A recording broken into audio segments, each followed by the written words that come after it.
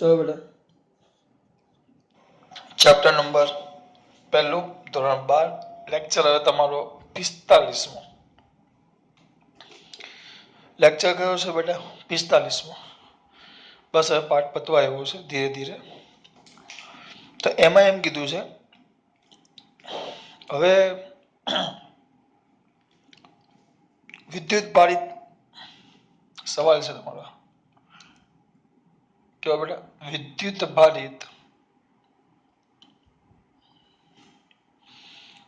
ભારિત પાતળી ગોળીય કવચ વડે ઉદ્ભવતું કયું ક્ષેત્ર? વિદ્યુત ક્ષેત્ર શોધવાનું છે આપણે.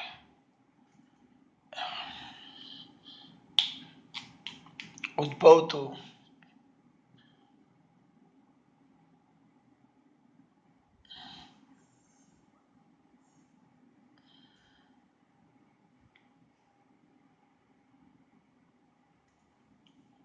એનું વિદ્યુત ક્ષેત્ર તમારે શોધવાનું છે. પહેલા એક કવચ દૂર નાખો. એક કવચ છે. કવચ એટલે કવચ એટલે કોઈ ભાષામાં પૂછ્યો કવચ એટલે સિમ્પલ. હું સિમ્પલ કવચ એટલે પ્લાસ્ટિકનો ગોળો, દડો પ્લાસ્ટિકનો દડો. જોયો તમે? સિઝનનો નહીં, સિઝનના દડાને ગોળો કહેવાય. તમારો સ્માઇલી બોલ આવે અંદર આખો અંદરથી ભરેલો હોય, એટલે એ નહીં. એને તમે કવચ ન કહી શકો, ધ્યાન રાખજો. એને તમે કવચ ન કહી શકો. હું ચોખ્ખું કહું છું તમારાથી, એને કવચ ના કહેવાય. બોલું છે ધ્યાન આપજો. એને તમે કવચ ન કહી શકો. તો સર કવચ કોને કહેવાય? તો કવચ એટલે પ્લાસ્ટિકનો દડો જે અંદરથી પોલો હોય. ટૂંકમાં પોલા ગોળાને કવચ કહેવાય. કવચ. તો કવચની વાત કરીએ. આ કવચ છે, ગોળ બરાબર ન હોય તો ટેન્શન નહીં લેવાનું. આની ત્રિજ્યા કંઈક કેપિટલ આર છે, કેન્દ્ર ઓ છે, ત્રિજ્યા કંઈક કેપિટલ આર છે, અને આની પૃષ્ઠ ઘનતા, કારણ કે સપાટી છે, ધ્યાન રાખજો, આ મેન છે. આના પછી આવશે ગોળાની થિયરી, પણ પછી પહેલા આમાં ધ્યાન આપો. આમાં શું કીધું? ઓ કેન્દ્ર છે, ત્રિજ્યા કેટલી છે? આર. બરાબર? ઓ કેન્દ્ર છે, ત્રિજ્યા કેટલી છે? આર. તો પેલા લખતા જઈએ.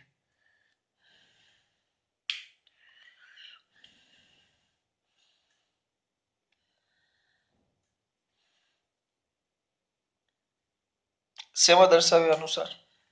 બોલો. આકૃતિમાં દર્શાવ્યા મુજબ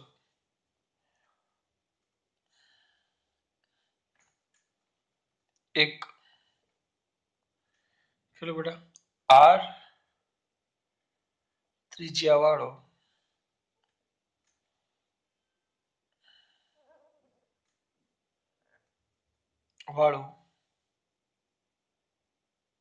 ગોળાકાર કવચ ધ્યાનમાં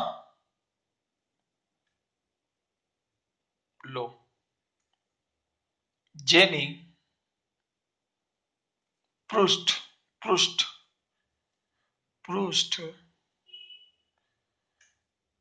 વિદ્યુતભાર ઘનતા સિગ્મા છે. એટલે કે એની સપાટી પર આપણે વીજભાર મૂકેલું છે. સપાટી પર તો જે સપાટી પર વીજભાર છે એ સપાટીની પૃષ્ઠ વિદ્યુતભાર ઘનતા કેટલી છે? સિગ્મા. કવચનું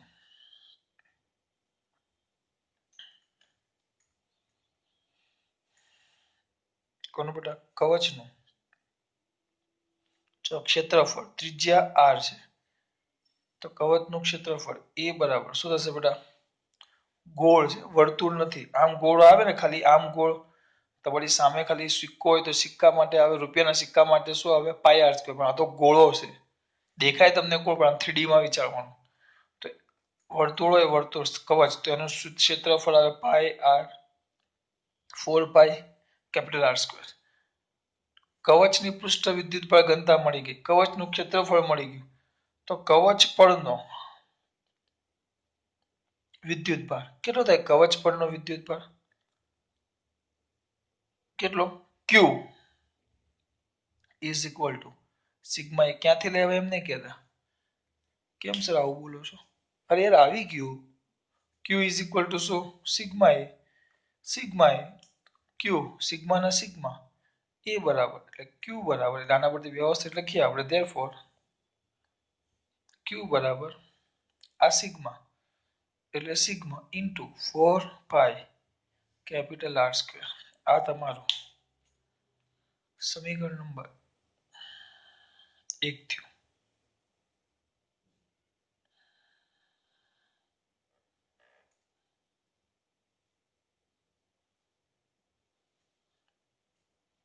સર કર્યું શું? કઈ જ નહીં, જે કર્યું એ લખ્યું એ કર્યું. એક કવચ લીધું પ્લાસ્ટિકનો ગોળો, એક કવચ લીધું. કવચ એટલે કે પ્લાસ્ટિકનો ગોળો જેની પૃષ્ઠ વિદ્યુતભાર ઘનતા સિગ્મા છે, ત્રિજ્યા આર છે, ક્ષેત્રફળ 4 પાઈ આર સ્ક્વેર થાય, તો વિદ્યુતભાર Q is equal to sigma A. Sigma A એટલે સિગ્મા એ બરાબર 4 પાઈ આર સ્ક્વેર. પૂરું. હવે બે ભાગ આવે, એક આવે કવચની અંદરની તરફનું વિદ્યુત ક્ષેત્ર અને બીજું આવે કવચની બહાર તરફનું વિદ્યુત ક્ષેત્ર.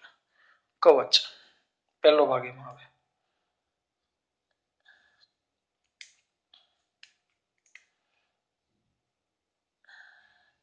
કવચના અંદરની તરફ ના બિંદુએ વિદ્યુત ક્ષેત્ર શોધવાનું છે. તો આપણે પહેલા કવચ દોરશું. આપણે મોટું દોરીશ થોડુંક. આ કવચ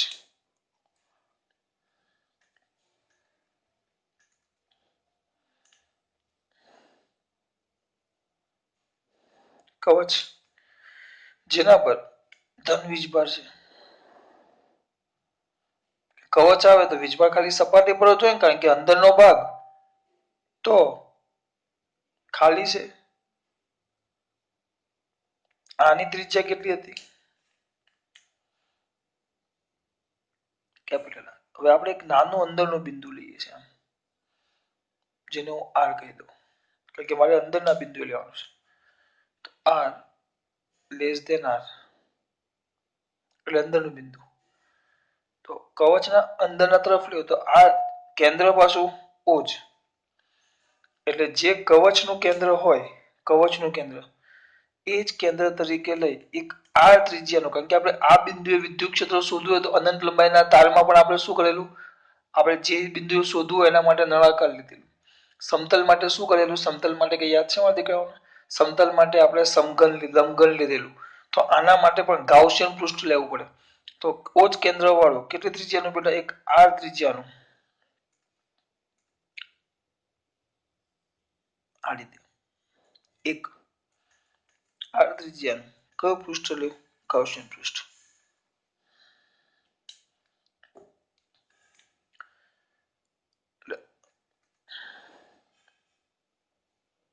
આ શું દર્શાવે? અંદરનું બિંદુ. તો શેમાં દર્શાવ્યા અનુસાર? આકૃતિમાં દર્શાવ્યા મુજબ કવચના અંદરના બિંદુ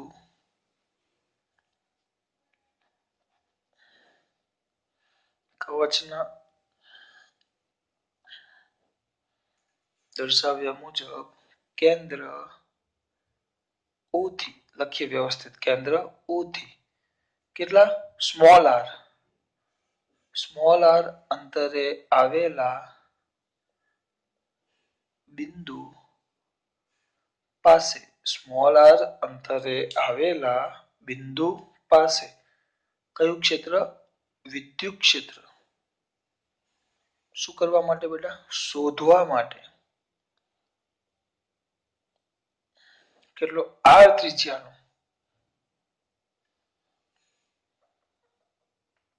ગાઉસિયન પૃષ્ઠ આર ત્રિજ્યાનું કયું પૃષ્ઠ બેટા ગૌસિયન અથવા ગાઉસિયન પૃષ્ઠ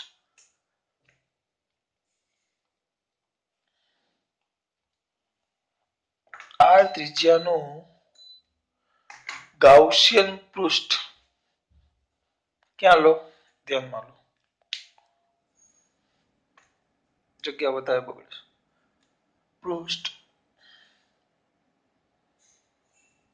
ધ્યાનમાં લો લીધું આર ત્રિજ્યાનું તો એના માટે ગાઉસનો નિયમ ચલો પૃષ્ઠ ધ્યાનમાં લો આ પૃષ્ઠ મેં ધ્યાનમાં લીધું બહુ અઘરું નથી ભાઈ થિયરી જેવું છે એટલે તમને થોડુંક અઘરું લાગશે ખાલી ધ્યાનથી શાંતિ ધ્યાન આપો પહેલા શું પહેલા જરા આટલું બધે ધ્યાનમાં લો હવે બધો વીજભાર આ સપાટી પર છે બધો વીજભાર આ સપાટી પર છે આપણું બિંદુ પી આયરું અંદર છે જો આયરું આપણે આ જે બિંદુ પસંદ કર્યું એ બિંદુ તો અંદર છે તો સપાટી પર વીજભાર છે તો આપણો જે ગૌસિયન પૃષ્ઠ છે એના વડે કેટલો વીજભાર એના વડે કેટલો વીજભાર ઘેરાયો તો પૃષ્ઠની અંદર કેટલો વીજભાર છે બધો સપાટી પર છે પૃષ્ઠ તો અંદર તરફ છે તો અહીંયા અંદર તો આખા વિસ્તારમાં કોઈ વીજભાર જ નથી એટલે આના વડે ઘેરાયેલો વિદ્યુતભાર કેટલો 0 તો ધ્યાનમાં લો પૃષ્ઠ ધ્યાનમાં લો જેના વડે શું થયેલો બેટા ઘેરાયેલો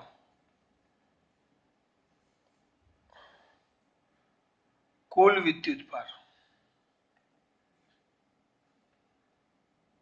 કેવો છે બેટા શૂન્ય છે એટલે Q is equal to 0 છે તો હવે ગાઉસનો નિયમ વાપરો શું હતો ગાઉસનો નિયમ નાના છોકરાને આવડે integration EDA cos theta is equal to Q by epsilon 0 Q by epsilon 0 integration બરાબર EDA હા અને આ કયું પૃષ્ઠ પરનું આ EDA એટલે પૃષ્ઠ પરનું જે બંધ પૃષ્ઠ છે એ લખવું પડે આપણે તો અહીંયા ધ્યાન આપો બંધ પૃષ્ઠ અથવા ગાઉસિયન પૃષ્ઠ કહેવાય એને આપણે જે આ ધાર્યું એ અંદરનો ભાગ જેની ત્રિજ્યા સ્મોલ r છે જોજો તો ચલો E આને ધ્યાનથી જુઓ તો E થીટા એ બધું જ જવા દેવું અહીંયા કેટલો છે 0 તો અહીંયા ધ્યાન આપજો integration EDA cos theta is equal to 0 કેમ Q0 છે આ પૃષ્ઠ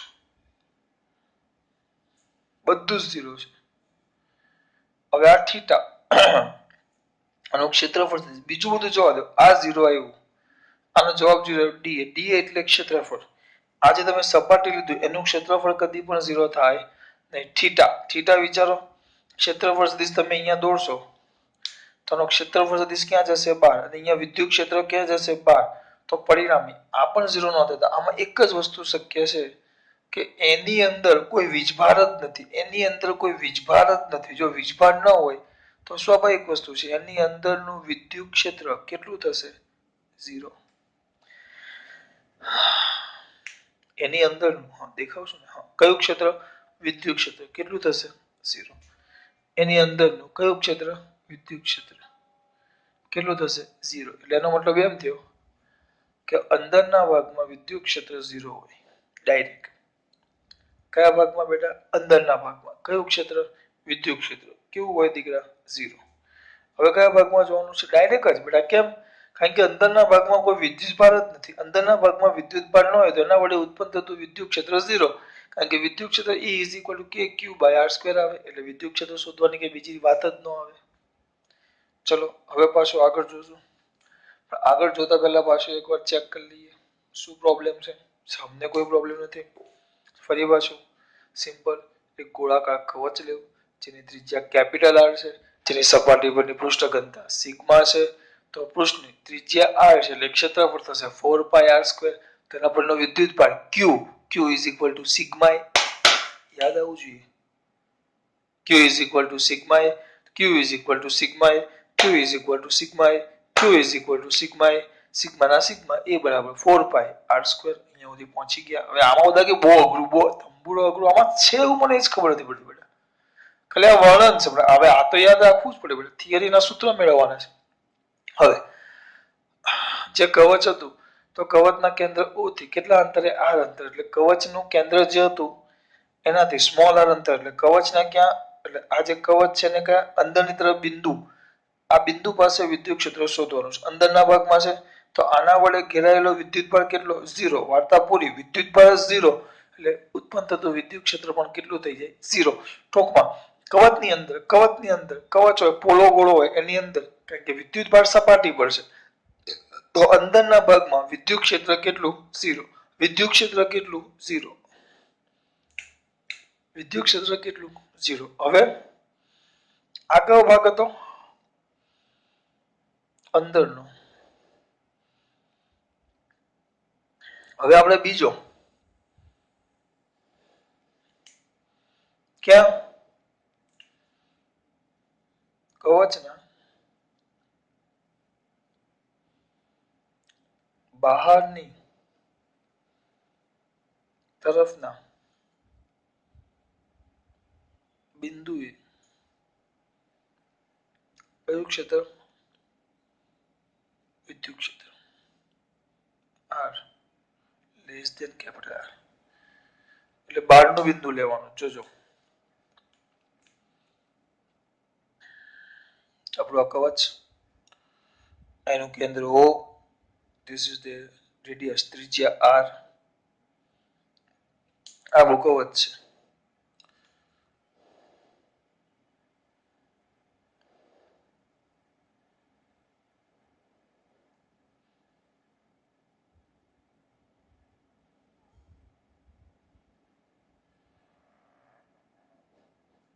આ R બિંદુ બહારનું લેવાનું છે, તો બિંદુ આમ બહારનું છે, આમ તો પૃષ્ઠ ત્યાં દોરવાનું બેટા. ગોળ થોડુંક ઈંડા જેવું થઈ જાય તો ક્ષતિ સમજીને જતો કરવાનો. મને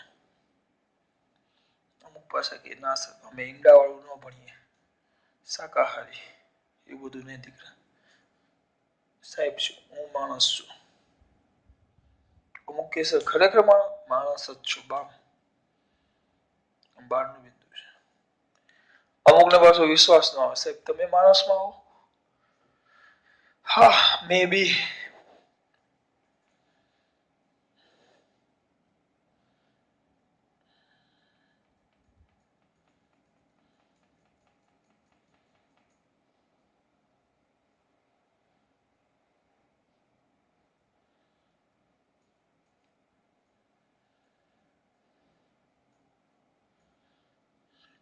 રામ બહારનું બિંદુ છે જો,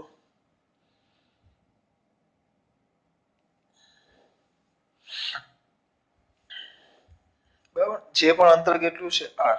હા, અને આપણો વીજભાર તો અહીંયા છે દીકરા, ધ્યાન રાખજો, પ્લસ વીજભાર.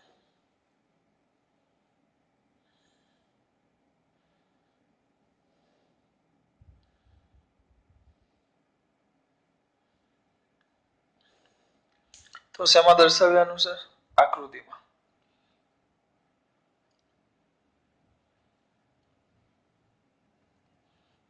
આકૃતિમાં દર્શાવ્યાનું છે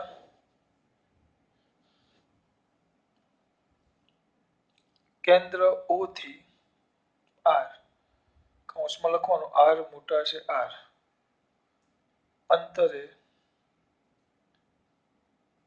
કવચની બહાર આવેલા બિંદુ પાસે કયું ક્ષેત્ર બેટા, વિદ્યુત ક્ષેત્ર શોધવાનું છે.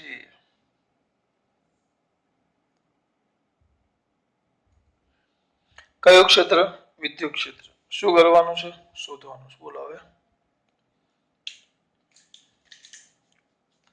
કયું ક્ષેત્ર બેટા, વિદ્યુત ક્ષેત્ર. શું કરવાનું છે, શોધવાનું છે. ચાલુ થઈ જવાનું, એમાં ગભરાવાનું નહીં. તો ચલો, આ જે કવચ છે, આ જે ગાઉસિયન પૃષ્ઠ છે, ગૌસિયન પૃષ્ઠ, બરાબર. સ્મોલ આર ત્રિજ્યાનું જે ગાઉસિયન પૃષ્ઠ છે એના વડે કેટલો વિદ્યુતભાર ઘેરાયો? આના વડે સર બધો આખો ગોળો અંદર જ આવી ગયો. તો લખાશે કેટલા બેટા? સ્મોલ આર આ માટે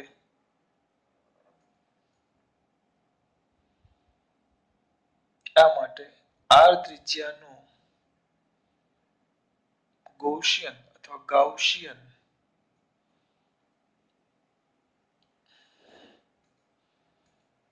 ગોળાકાર પૃષ્ઠ ધ્યાનમાં લો.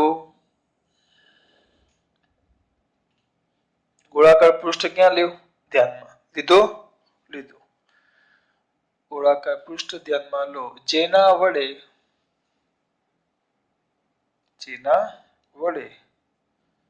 શું લખશું? ઘેરાયેલો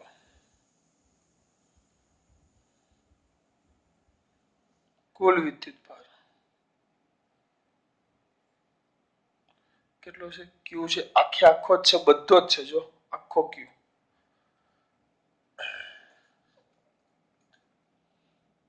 ક્યુ બરાબર બધો જ છે. બધો જ બેટા બધો જે કવચ ઉપર હતો એ બધો. તો કવચ ઉપર તો કેટલો હતો? કવચ ઉપર તો આવેલો આપણે શોધ્યો. જો આવેલો કવચ પર તો કેટલો હતો? સિગ્મા ઇન્ટુ 4 પાઈ આર સ્ક્વેર. આ તમારો વિદ્યુતભાર આવ્યો. બરાબર. હવે આપણે કયા નિયમ અનુસાર શોધશું? ગૌસનો નિયમ. ચલો ગાઉસનો નિયમ શું કે દીકરા? ગાઉસનો નિયમ તમને કઈ કી? અમને તો કઈ જ નહીં. એ જ સૂત્ર integration EDA cos theta is equal to Q by epsilon 0 સમગ્ર પૃષ્ઠ માટે, બંધ પૃષ્ઠ માટે. બરાબર. તો ઇન્ટિગ્રેશન. હવે જોજો આ બધા જ કેટલા અંતરે આવેલા છે?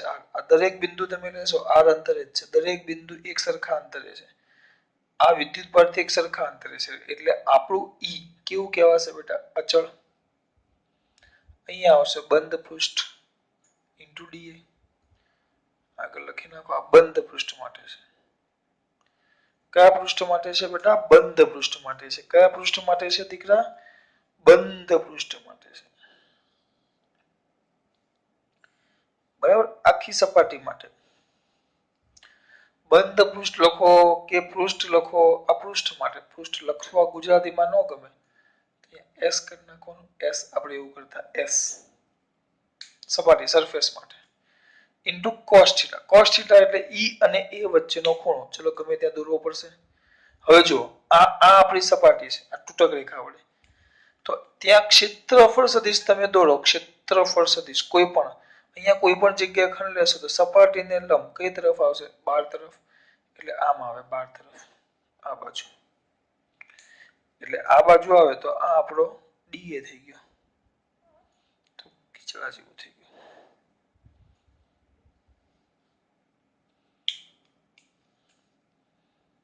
એટલે આમ થઈ ગયું. જો અને આ પ્લસ છે એટલે ક્ષેત્રફળ હંમેશા 12 તરફ. એટલે આ વિદ્યુત ક્ષેત્ર છે એ 12 તરફ અને આ ક્ષેત્રફળ સદિશ એ પણ 12 તરફ. તો બંને કઈ દિશામાં થયા? એક જ દિશામાં. તો અહીંયા જે દર્શાવ્યું એટલે અહીંયા જ લખી નાખું. થીટા કેટલો થશે એનો 0. તો અહીંયા કેટલો આવશે બેટા? cos 0 is equal to q by epsilon 0. બાજુમાં તમારી સરળતા માટે લખું તો લખી નાખો કે E અને D એ બંને એકબીજાને સમાંતર છે. therefore સમાંતર હોવાને લીધે થીટો કેટલો થઈ જશે? 0. E ના એ ઇન્ટિગ્રેશન dA સમગ્ર સપાટી is equal to q by epsilon 0. સમગ્ર સપાટી આ બધા નાના નાના આવો એક ખંડ લીધો. આ બધા નાના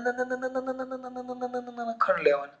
તો મોટી આખી જે આ ત્રિજ્યાનો તમને ગોળો મળી જાય, પોલો ગોળો સ્મોલ આર ત્રિજ્યાનો, તો એનું ક્ષેત્રફળ એટલે આખી સપાટીનું ક્ષેત્રફળ એટલે 4 પાઈ સ્મોલ આર સ્ક્વેર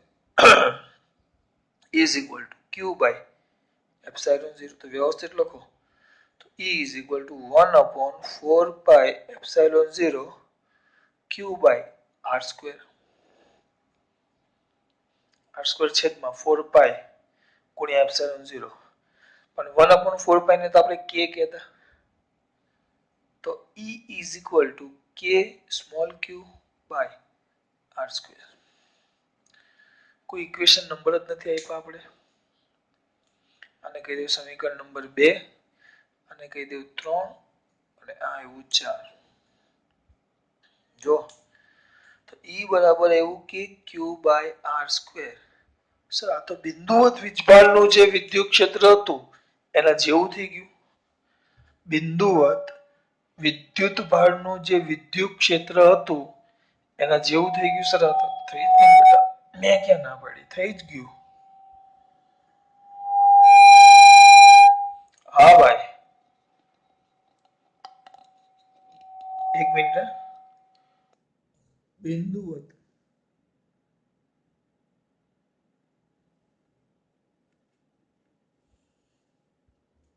ચાલો, બિંદુવત વીજભારનું જે વિદ્યુત ક્ષેત્ર હતું એના જેવું થઈ ગયું. આ E ઇઝ ઇક્વલ ટુ કે ક્યુ બાય આર સ્ક્વેર. એટલે આના પરથી એક સૌથી અગત્યની નોંધ લખાય. કેવી સર? સૌથી અગત્યની. કઈ સૌથી અગત્યની? કે કવચના બહારના બિંદુ માટે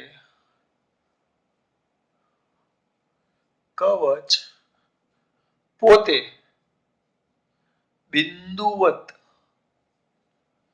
વિદ્યુતભાર તરીકે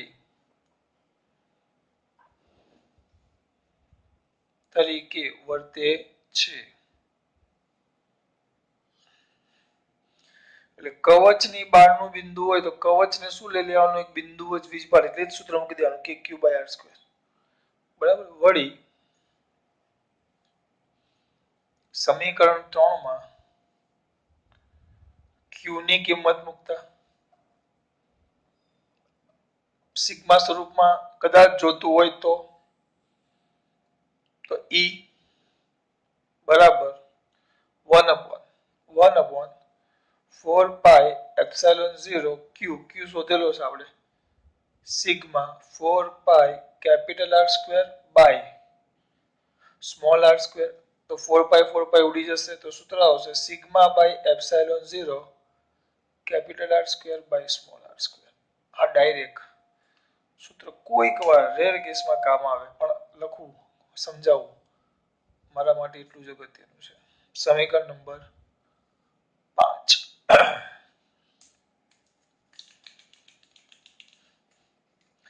સર ખબર પડી? મન તો પડી જ ને. પાછું એકવાર જોઈ લો ફટાફટ. 1 મિનિટ આપો જો રિવિઝન કરવા દીકરાઓને. ગીવ મી ધ 1 મિનિટ આપશો ને? સર આપી જ પડશે ને, તમને થોડી ના પડે. તમને ના પડશે તો એ માનશો?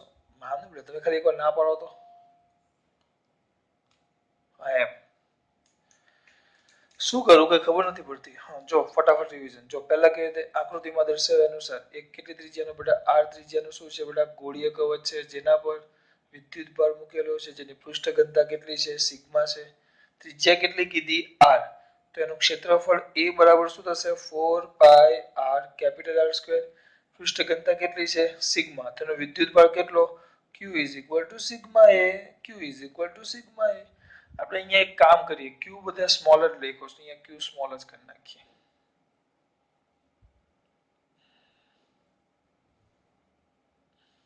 કેપિટલ જ રાખવાનું જાવ દે ભાઈ, ખોટું બદલવું નથી. તો Q is equal to sigma A, sigma એટલે sigma A બરાબર 4 પાઈ કેપિટલ R સ્ક્વેર આવી ગયો. પછી કવચના કયા બિંદુએ? અંદર. તો આ કવચ લીધું. કવચના હવે લખવાનું કવચની અંદર કેન્દ્રથી કેટલા અંતરે? સ્મોલ r અંતરે આવેલા બિંદુ પાસે વિદ્યુત ક્ષેત્ર શોધવાનું છે. તો કેન્દ્ર તરીકે લઈ r ત્રિજ્યાનું એક ગાઉસિયન પૃષ્ઠ વિચારો. એના વડે ઘેરાયેલો કુલ વિદ્યુત ભાર Q બરાબર કેટલો? 0. તો ગાઉસનો નિયમ ઇન્ટિગ્રેશન કયું બેટા? EdA cos θ is equal to Q by epsilon 0. પણ Q 0 છે એટલે E બરાબર 0. વાર્તા પૂરી. બરાબર. પછી થોડુંક આગળ ધપીએ. તો હવે કયા બિંદુએ? કવચનું બહારનું બિંદુ. આ કવચ છે જેની ત્રિજ્યા કેપિટલ R છે, એના કેન્દ્ર તરીકે લઈ કેન્દ્રથી કેટલા અંતરે બેટા? Small r. જે સ્મોલ r એ કેપિટલ R કરતા મોટા છે, એટલે કવચના બહારના બિંદુએ આપણે શું શોધવાનું છે બેટા? વિદ્યુત ક્ષેત્ર. બહારના બિંદુએ વિદ્યુત ક્ષેત્ર શોધવાનું છે. આ માટે સ્મોલ r ત્રિજ્યાનો એક શું દોરો બેટા અહીંયા આપણે ભૂસી નાખ્યું છે, અહીંયા લખેલું છે જો r મોટા છે કેપિટલ R, એટલે કવચની ત્રિજ્યા કરતી મોટી ત્રિજ્યાનું એક ગાઉસિયન પૃષ્ઠ ધ્યાનમાં લ્યો. પૃષ્ઠ ધ્યાનમાં લ્યો તો પૃષ્ઠ વડે ઘેરાયેલો વિદ્યુતભાર q આખો પૃષ્ઠ અંદર આવી ગયેલો છે. આપણો જે કવચ છે કે નહીં, આ જે આપણું કવચ છે ને, કવચ આખું પૃષ્ઠ અંદર આવી ગયેલું છે. એનો મતલબ એમ થયો કે આ બધો વિદ્યુતભાર કવચની અંદર છે. તો q સિગ્મા 4 પાઈ r² આવે. એટલે અહીંયા સુધી પહોંચી ગયા. સૂત્ર બોલો, ઇન્ટિગ્રેશન s e dA કયો થીટા બેટા, cos theta is equal to q by epsilon 0. તો ઇન્ટિગ્રેશન a બધા બિંદુઓ r અંતરે આવેલા હોવાથી e અચળ ઇન્ટિગ્રેશન s dA. ક્ષેત્રફળ સદિશ, અહીંયા ક્ષેત્રફળ સદિશ આમ પૃષ્ઠને લંબ 12 તરફ જાય અને વિદ્યુત ક્ષેત્ર પણ ધન છે એટલે 12 તરફ જશે. એટલે બંને વચ્ચેનો ખૂણો થીટો કેટલો થઈ ગયો 0. થીટો 0 એટલે cos 0 કેટલા થઈ જાય 1 ઇઝ ઇક્વલ ટુ q આયરું સિગ્મા 4 પાઈ r². પણ આને અત્યારે q બાય એપ્સિલોન 0. આખા આ જે ગાઉસિયન પૃષ્ઠ છે આનો મતલબ એ થાય ગાઉસિયન પૃષ્ઠનું ક્ષેત્રફળ. તો E is equal to 4 pi r² is equal to q by epsilon 0. તો E is equal to q, sorry પહેલા 4 લઈ લો, 1/4 pi epsilon 0 q by r². પતી ગયું જો. આટલું સ્પીડમાં થાય, વધુમાં વધુ 6 થી 7 મિનિટ થાય એ લખતા. પછી ખાલી q ની કિંમત મૂકી દીધી છે. આ તમારું થિયરી પૂરું. હા, હજી આલેખ પૂછાય છે, આ બોર્ડમાં પૂછાઈ ગયા છે, જી નીટમાં પણ પૂછાઈ ગયા છે આલેખ. આલેખ કોના વિરુદ્ધ કોનો છે ધ્યાન રાખજો. આલેખ છે ઈ વિદ્યુત ક્ષેત્ર વિરુદ્ધ અંતરનો. અહીંયા હું આ ભાગ લઉં છું. આ આપણો r બરાબર r છે, આ r બરાબર 0 છે. r બરાબર 0 એટલે આ કેન્દ્ર પર થઈ ગયું, આ આપણું કેન્દ્ર થઈ ગયું એમ સમજવાનું. આ કેન્દ્ર r બરાબર આ એટલે આપણે આ સપાટી થઈ ગઈ. એટલે આ કવચનો આ કયો ભાગ થઈ ગયો, આ કવચનો કયો ભાગ થઈ ગયો અંદરનો. આ જે ભાગ થયો કવચનો કયો ભાગ થઈ ગયો અંદરનો, કેન્દ્રથી સપાટી સુધીનું અંદરનો. અને આ કવચનો કયો ભાગ થઈ ગયો બહારનો ભાગ. તો કવચના અંદરના ભાગમાં હમણાં શું થયું, વિદ્યુત ક્ષેત્ર કેટલું છે 0, એટલે અહીંયા કઈ દર્શાવવાનું નહીં, અહીંયા E0 છે બરાબર. પણ બહારના ભાગમાં જો આ સૂત્રને ધ્યાનમાં લેવો અથવા આ સૂત્રને ધ્યાનમાં લેવો, આને ધ્યાનમાં લેવો તો પણ આના પરથી એમ લખાય કે E ચલે છે 1/r². જો આને ધ્યાનમાં લેવો તો કારણ કે k અને q અચળ છે. અને આને પણ ધ્યાનમાં લેવો તો સૂત્ર શું આવશે, E ચલે છે 1/r². કારણ કે સિગ્મા એપ્સિલોન અને r એ આપેલા કવચ માટે કેવું છે અચળ, બધું અચળ. તો E ચલે છે 1/ શું આવશે r². એટલે અંતરના વર્ગના વ્યસ્ત પ્રમાણમાં શું થશે, E બદલાય છે, વ્યસ્ત પ્રમાણમાં છે એટલે અંતર વધે. જેમ તમારો r વધશે એમ E ઘટતું જાય. પાછું 1/r નથી r² છે એટલે ઝડપથી ઘટતું જાય. આ થઈ ગયો કવચ માટે E વિરુદ્ધ r નો આલેખ. યાદ રાખજો, MCQ માં પૂછાય છે. તમને યાદ રાખવાનું કવચની અંદર વિદ્યુત ક્ષેત્ર કે, તો કવચની અંદર વિદ્યુત ક્ષેત્ર 0 ને બહાર ચલે છે r². બહાર કયા સૂત્ર અનુસાર આવે કે q બાય r². એટલે બહારના બિંદુ માટે કવચ પોતે, કવચની કોઈ બહારનું બિંદુ હોય તો કવચને બિંદુવત વિદ્યુતભાર તરીકે પણ તમે લઈ શકો કે q બાય r². q એ તમારે શોધી લેવાનો સિગ્મા એ પરથી. ખબર પડી? ચલો, ખાસ વાત. જય શ્રી કૃષ્ણ.